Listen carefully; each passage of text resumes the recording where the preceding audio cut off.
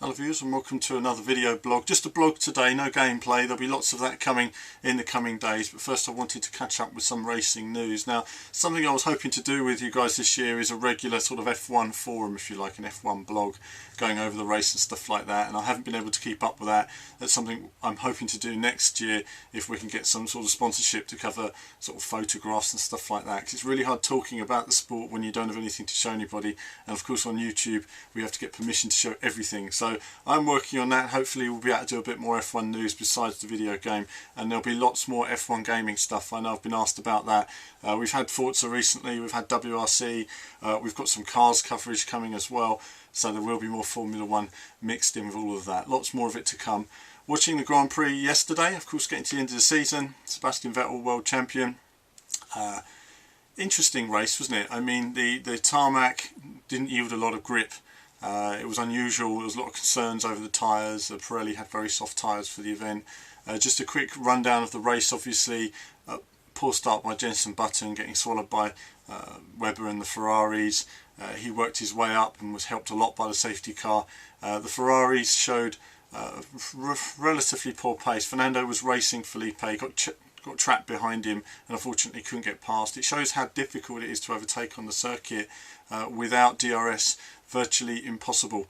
Of course, then later in the race we had Petrov taking out Michael Schumacher.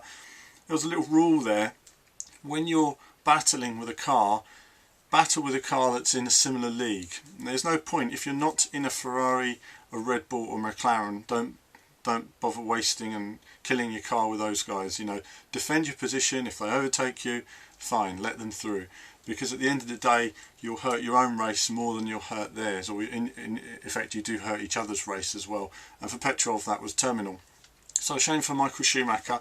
Latter half of the race, poor decision by Red Bull in bringing in Mark Webber. Very curious. Obviously many Mark Webber fans felt that it was Red Bull simply holding Mark up. Who knows? Who knows? I said the same thing when his engine turned off at Monza last year for about 30 seconds. Why did that happen? Really couldn't say. But on with the racing. Obviously Lewis Hamilton was able to hold him up and get second place. Lewis Hamilton looking very unhappy, but we'll come back to that. Another win by Sebastian Vettel. All too easy. No one there to touch him. He's out in the lead. No one up against him. Nothing like that. You know, I look forward to the day when he's actually being properly challenged, and I think that is going to happen next year. But for this year, right now, the Red Bulls was clearly still miles ahead of McLaren on the circuit and miles ahead of anyone else. So a good drive by the McLaren's just keeping up there, but had Mark Webber got through, it'd have been all over for those guys. So the race was okay, good fun, but roll on India next week. Looking forward to a lot of action there as well, as the drivers discover a new circuit and learn how to run that. I'm quite keen to see how the circuits come along as well, because last year it was a muddy hole in the ground. Now, there's been some big news. Obviously, we have to mention Dan Wheldon and the terrible accident which took place at the Indy race in Las Vegas yesterday. Watching that, and you know, I knew the moment I saw the accident that it was shockingly awful, and that, you know, obviously there's always a risk of fatalities and stuff like that. Motor racing is a dangerous business, and every time you go for whether you're going for a track day in your own road car, you'll sign a form, essentially the sign your life away form, as I call it, and it's a form that motor racing is a dangerous sport and accidents can happen and all the rest of it. And you sign that before you go on the circuit every time. But safety is such in modern racing now that people don't think about that so much. They think, oh well, you know, you're going to crash, you get a bump, whatever. But when you're travelling at these incredible speeds on Indy circuits, or modern Indy circuits, you know, I say modern, the actual circuits are old and they're outdated and not really for what we, you know, an open wheel car of that type, and that's why there'll always be that inherent risk. At the same time, that's what makes IndyCar what it is. It's what makes the culture of the sport. The entire culture of the sport would need to change to alter that, and somehow I can't see that happening in the short term. But it was a big loss to Indy last night. It was a big shock to the motor racing world, and I think it's something that the motor racing world, there will be a recoil from that over the coming weeks, months and years, to see what reflection that will have on Indy as a sport in the future. Another racing driver died yesterday, Rick Hausman, in a plane crash with his brother. again a big shock. He's an off-road driver in the US, and again a big shock there. Two stars lost. So, but for Dan, his family, and everyone in their families, we wish them all the best on behalf of VVV. Dreadful accidents, and hopefully something we won't see again for a very long time. It's something which, for myself, since Ayrton Senna, seeing a crash like that and knowing that was an awful incident. Now moving on, back to the Grand Prix, I just want to talk a little bit about Lewis Hamilton. You know, I notice there's a lot of fanboyism on some of the forums actually when it comes to different drivers, and whenever I say something and voice an opinion, that's always going to be great for the pro driver fans and negative for those others. But with Lewis, for example, at Belgium, I mentioned he went into Kobayashi, and I had a load of Lewis fans contacting me saying no he didn't, Kobayashi went into him, and then Lewis got out of the car and said actually I went into Kobayashi, and then the Lewis fans didn't say anything. I think Lewis at the moment looks very unhappy.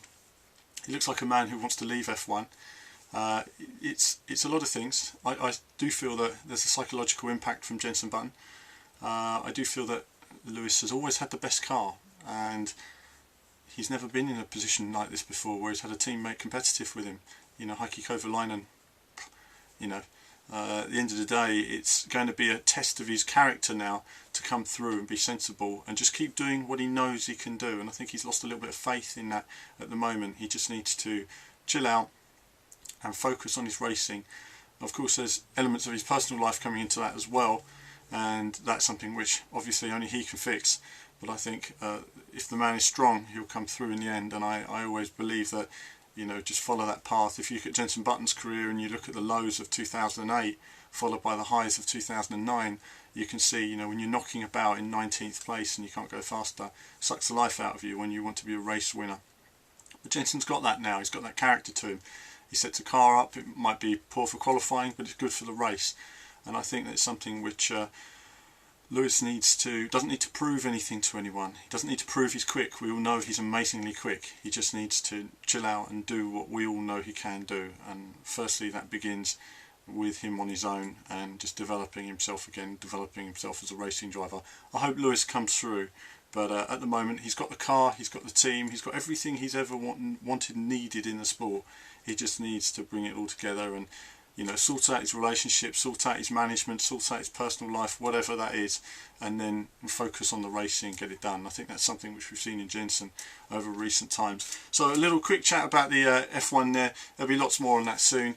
Like I say, we've got lots more racing coverage to come in the coming days, but I thought I'd put this blog up because I think, you know, it's important to chat about the F1 but also about Dan as well and that incident. And as I say, our thoughts go to his family on behalf of everyone at VVV. But that's it for now, viewers. More soon.